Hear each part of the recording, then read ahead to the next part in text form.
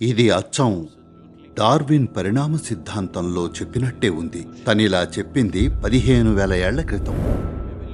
Evolutionary memory మనం మానవ రూపాన్నే తీసుకునేలా చేస్తుంది. తన ఎవల్యూషనరీ మెమరీని పరిశీలించి మొదట మనం చేపల్లా ఉన్నామని అన్నాడు. సౌర వ్యవస్థలో పెద్ద మార్పేదన్నా సంభవిస్తే తప్ప మీరు శారీరకంగా పరిణామం చెందలేరని కూడా చెప్పాడు.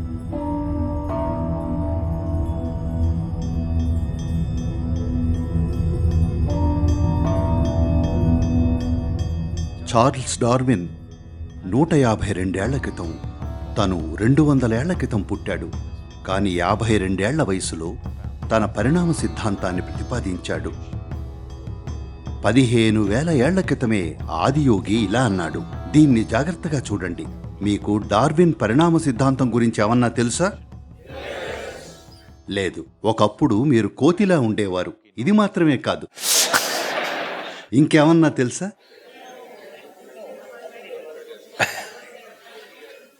అంత మాత్రం తెలియడం మంచిదే. ఆదియోగి said, కానీ ఆదియోగి ఈ భూమి మీద మొదటి జీవం నీళ్లల్లో ఉద్భవించిందని చెప్పాడు.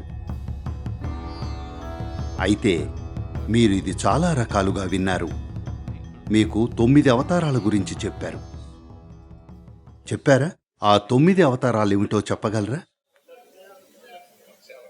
మత్స్యావతారం, లేదు దోక్కండి.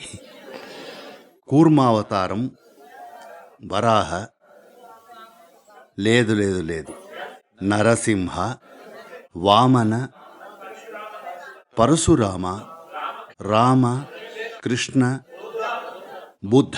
9. ఇప్పుడు మీరిది అర్థం చేసుకోవాలి. ఈ రోజుల్లో ప్రజలు ఈ పేర్లని వ్యక్తులన్నట్టు చూస్తున్నారు. వాటిని గుణాలుగా చూడండి. మొదటి జీవం చేప. ఇది డార్విన్ కూడా ఒప్పుకున్నాడు. అది నీళ్లల్లో ఉద్భవించింది. భూమి మీద రెండో అభివృద్ధి ఉభయచర జీవం. అదే కూర్మావతారం. సగం సేపు నీళ్లల్లో ఉంటుంది. అలాగే నేల మీద తిరగడం మొదలుపెట్టింది. తర్వాత చాలా ఇతర జీవులొచ్చాయి. కానీ తర్వాతి కీలకమైన జీవం క్షీరద జీవం. క్షీరదాల్లో మొదటిది అడవి పంది.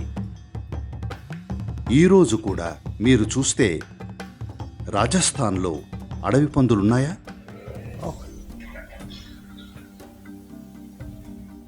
అడవి పంది లేదా పంది మీరు చూసే జంతువుల్లో అత్యంత భౌతికమైన జంతువు. అంటే అది శరీరంలో బాగా పాతుకునుంటుంది. ఎంతగా అంటే జనం అడవి పందిని వేటాడడానికి వెళ్ళినప్పుడు దాన్నంత సులభంగా చంపలేరు.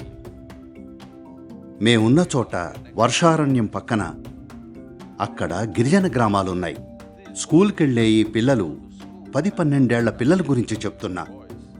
తిరిగొస్తున్నప్పుడు ఒక జింక కనిపిస్తే కర్రలు తీసుకుంటారు. ఎక్కడో కర్రలు ఏరుకుని జింకను కొట్టి చంపేస్తారు. స్కూల్ పిల్లలు చిన్న కర్రలతో.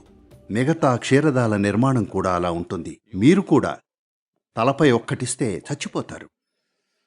కానీ అడవి పంది అలా కాదు. అది సులభంగా చావదు. ఎందుకంటే అది దాని భౌతికతలో చాలా బలంగా పాతుకునుంటుంది. ఈ రోజుకి ఎవరైనా అతిగా భౌతికంగా ఉంటే వాడు పందిలా ఉన్నాడంటారు కదా. ఎందుకంటే పంది మితిమీరిన భౌతికత్వానికి గుర్తు. అందుకే తను చెప్తున్న మొదటి క్షీరదం అడవి పంది. తర్వాతేమిటి? నరసింహ, సగం మనిషి సగం జంతువు. తర్వాత వామన, మరుగుజ్జు మనిషి. తర్వాత పూర్తి మనిషి పరశురాముడు.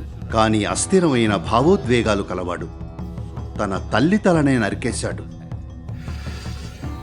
తర్వాత రాముడు, శాంతమూర్తి. తర్వాత కృష్ణుడు, ప్రేమస్వరూపి. తర్వాత బుద్ధుడు, ధ్యానమూర్తి. తర్వాత ఓ మార్మిక వ్యక్తి రావాలి. అందరూ అది నేనే అంటున్నారు. మీరు అర్థం చేసుకోవాల్సిందేమిటంటే ఇవి వ్యక్తుల గురించి కాదు, ఈ వ్యక్తులు మనం చెప్పే ఆ గుణాలకి ప్రతీకలు. that we are talking about. జీవం ఈ విధంగా పరిణామం చెందింది. ఇది నన్ను నమ్మండి, ఇది అచ్చం డార్విన్ పరిణామ సిద్ధాంతంలో చెప్పినట్టే ఉంది. తనిలా చెప్పింది 15,000 ఏళ్ల క్రితం. తను గలపగోస్ దీవులకెళ్ళి మైక్రోస్కోప్ కింద పెట్టి చూసి చెప్పలేదు. కళ్ళు మూసుకుని కూర్చుని అదంతా చూశాడు. దీనిలోకి తగినంత లోతుగా వెళ్తే ఇందులో ఎవల్యూషనరీ మెమొరీ ఉంటుంది. If there was no evolutionary memory, మీరు పురుషుడైతే మీరు పుచ్చకాయ తింటే అది కాసేపట్లో పురుషుడిగా అవుతుంది, అవునా? మీరు స్త్రీ అయితే మీరు పుచ్చకాయ తింటే అది స్త్రీగా అవుతుంది. ఒక ఆవు పుచ్చకాయ తింటే అది ఆవుగా అవుతుంది. ఇలా జరగడానికి కారణం ఇక్కడ ఎవల్యూషనరీ మెమొరీ ఇంకా జెనెటిక్ మెమొరీ అనేవి ఉన్నాయి. ఎవల్యూషనరీ మెమొరీ మనం మానవ రూపాన్నే తీసుకునేలా చేస్తుంది. హఠాత్తుగా తెలివైన పుచ్చకాయని తిని కన్ఫ్యూజ్ అయి ఆవుగా మారిపోరు. అలాంటిదేం జరగదు, సరేనా? అలాగే జెనెటిక్ మెమొరీ ఉంటుంది. అది స్పష్టంగా చెప్తుంది ఇది స్త్రీ శరీరం, ఏం తిన్నా అది స్త్రీగానే మారుతుంది, పురుషుడిగా మారదు. ఎందుకంటే జెనెటిక్ మెమొరీ చెదరకుండా ఉంది. ప్రజలు జెనెటిక్ ఇంజనీరింగ్ని ఎందుకు వ్యతిరేకిస్తున్నారంటే ఒకసారి మొక్కల్ని జంతువుల్ని మార్చుతూ పోతే ఆపై అది మీ దగ్గరకు వస్తుంది. then it'll come to you. అప్పుడు మనకి తెలీదు. ఏదన్నా తప్పు చేస్తే మీరు మళ్ళీ సగం మనిషి సగం జంతువు అయిపోతారేమో, ఏమవుతుందో తెలీదు. అందుకే జెనెటిక్ ఇంజనీరింగ్కి ఈ వ్యతిరేకత. ఎందుకంటే మూల పదార్థంతో ఆటలాడడం మొదలు పెడితే ఏం జరుగుతుందో తెలీదు. ఎందుకంటే మనం దాన్ని ఇంకా పూర్తిగా అర్థం చేసుకోలేదు. తను తన ఎవల్యూషనరీ మెమొరీని చూసి మొదట్లో చేపల్లా ఉన్నాం, ఆ తర్వాత ఇది అని 9 రూపాలు చెప్పాడు. ఇప్పుడు ఇక్కడికి చేరుకున్నారు. ఇక్కడకు చేరుకున్నాక ఈ మానవ రూపం తీసుకున్నాక ఇక్కడి నుంచి పరిణామం చెందాలంటే చైతన్యంలో మాత్రమే పరిణామం చెందగలరు. శారీరక పరిణామం ఇక్కడితో పూర్తయింది. అలా ఎందుకో చెప్పే ఓ సంపూర్ణ గణితం ఉంది. మీ శారీరక పరిణామం ఎందుకు పూర్తయిపోయిందో చెప్పేది. దీనికి చాలా అంశాలున్నాయి. గణితంలోకి వెళ్ళను. కొందరు స్త్రీలు తల ఊపారు, వద్దు గణితం వద్దు అని. కానీ గణితం లేనిదే మానవికత లేదు. సరళంగా చెప్పాలంటే మీరిప్పుడు ఇలా ఉన్నారంటే అది మీలో ఉన్న వివిధ రకాల జ్ఞాపకాల సంక్లిష్టమైన కలయిక వల్ల వచ్చిన ఫలితం. మీకిలాంటి శరీరం ఉండటానికి కారణం ఎవల్యూషనరీ ఇంకా జెనెటిక్ మెమొరీలు. మీకిది ఇష్టం, అది ఇష్టం లేదు. ఎందుకంటే వివిధ స్థాయిల అచేతన, ఉపచేతన, కర్మ సంబంధమైన ఇంకా ఇతర రకాల మెమొరీల వల్ల మీ ఇష్టాయిష్టాలపై చాలాసార్లు మీకు నియంత్రణ ఉండదు. ఇష్టాయిష్టాలను అధిగమించడానికి చాలా కృషి చెయ్యాలి. ఎందుకంటే మెమొరీ మీ గురించి ప్రతిదాన్ని నిర్ణయిస్తుంది. అందుకే పరిణామం అన్నప్పుడు ఒక విధంగా మనం మాట్లాడుతున్నది మెమొరీల ఆట గురించి, అలాగే అనుభవాల నిర్మాణం ఇంకా వివిధ స్థాయిల్లోకి ఎదగడం గురించి. తాను మీరు కృషి చేయడానికి సిద్ధంగా ఉంటే మిమ్మల్ని పరిమితం చేసే ప్రతిదాన్ని దాటొచ్చు అంటున్నాడు. ఒక విషయం ఏమిటంటే మీ భౌతిక శరీరం ఇంతకు మించి మారటానికి రూపొందలేదు. ఎందుకంటే ఈ సౌర వ్యవస్థలో తను ఈ విషయం కూడా చెప్పాడు. సౌర వ్యవస్థలో పెద్ద మార్పేదన్నా సంభవిస్తే తప్ప మీరు శారీరకంగా పరిణామం చెందలేరు అన్నాడు. సహజంగానే వాళ్ళిలా అడిగారు, మీరు చాలా అర్థం చేసుకున్నారు, కానీ మా బుర్రలు తట్టుకోలేకపోతున్నాయి, దీన్ని కొంచెం పెంచుకోవచ్చా అన్నారు. తను లేదు అని వేరే విధంగా చెప్పాడు. కానీ నేటి ఆధునిక న్యూరో సైంటిస్టులు ఇలా చెప్తున్నారు, మీ మెదడు శరీరంలో పుట్టే శక్తిలో 20% వాడేస్తుంది. ఇంత చిన్నదైన చాలా చిన్నదిగా చూపిస్తున్నానా? Okay. సరే, అది ఇంతే ఉన్నా తేలిగ్గా ఉంటుంది. ఎందుకంటే ఎక్కువ శాతం గాలే. అయినా శరీరంలో పుట్టే శక్తిలో 20% వాడేస్తుంది. మిగతా శరీరం ఇంత పెద్దది, మిగిలిన 80% వాడుతుంది. కాబట్టి మీరు మీ తెలివిని పెంచాలని మెదడు సైజు పెంచితే దానికి కావలసిన శక్తిని శరీరం ఇవ్వలేదు. కాబట్టి మెదడు సైజు పెంచలేం. దీన్ని చేయటానికి మరో మార్గం అదే సైజులో ఎక్కువ న్యూరాన్లను పెట్టడం. అప్పుడు మెరిసే తెలివితేటలు రావచ్చు. కానీ చాలా క్రాస్ కనెక్షన్లు, ఎప్పుడూ కన్ఫ్యూజన్ ఉంటుంది. చాలా చపలంగా ఉంటారు. మీలో కొందరింట్లో ఇలాంటి పిల్లలుండొచ్చు. చాలా చపలంగా ఉంటారు. తెలివైన వాళ్లే, కానీ అన్ని చోట్ల తిరుగుతుంటారు. ఎందుకంటే వాళ్ల మెదడులో మరీ ఎక్కువ న్యూరాన్లు నిండిపోయాయి.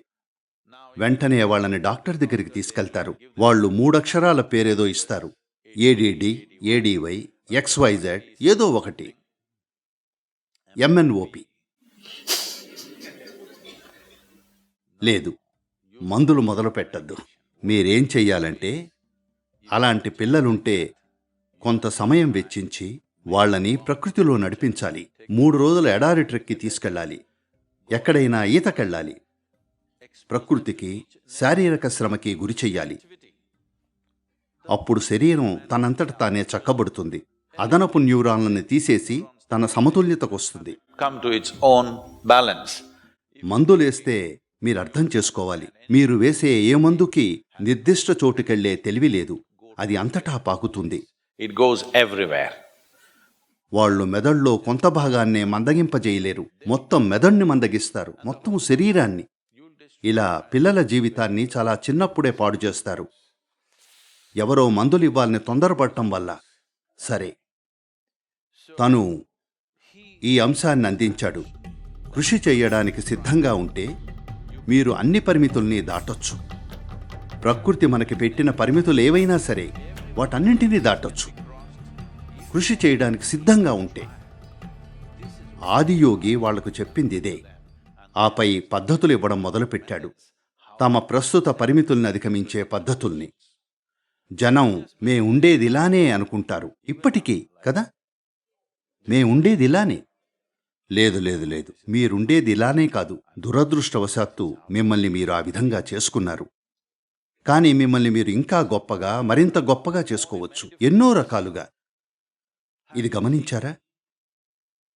మీరు ఒకే రోజులో కొన్నిసార్లు అద్భుతంగా ఉంటారు, కొన్నిసార్లు భయంకరంగా ఉంటారు. హలో, చాలామంది భయంకరమైన వాళ్ళున్నారు. నేనేం చెప్తున్నానంటే, మీరెప్పుడూ అది మీకు జరిగిందనుకుంటారు. లేదు లేదు, మిమ్మల్ని మీరు అద్భుతంగా చేసుకోవచ్చు, భయంకరంగానూ చేసుకోవచ్చు కదా. అలాగే పరిమితులకు లోబడి ఉండొచ్చు, పరిమితుల్ని అధిగమించొచ్చు. మొట్టమొదటిసారిగా తన ఈ విషయాన్ని మానవాళికి చెప్పాడు. తర్వాత ఈ భూమి మీద ప్రతి జీవి కాలక్రమేణా కృషితో తన పరిమితుల్ని అధిగమించి ఎలా పరిణామం చెందిందో చెప్పాడు. లేదా మరోలా చెప్పాలంటే 15,000 ఏళ్ల క్రితమే ఆయన పరిణామ సిద్ధాంతాన్ని చెప్పాడు.